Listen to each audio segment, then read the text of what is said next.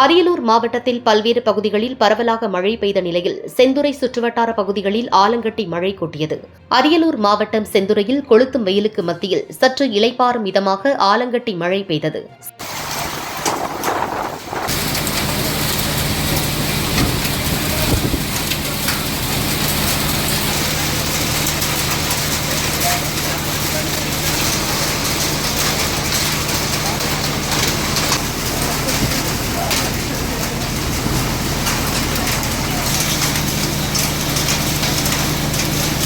செந்துறை, ராயபுரம், நக்கம்பாடி, பொன்பரப்பி, மருதூர் உள்ளிட்ட ஊர்களில் பலத்த காற்றுடன் மழை கொட்டி தீர்த்தது. அப்போது வானில் இருந்து விழுந்த ஆலங்கட்டி மழை பெய்ய அதனை பொதுமக்கள் ஆச்சரியத்துடன் கையில் எடுத்து பார்த்தனர்.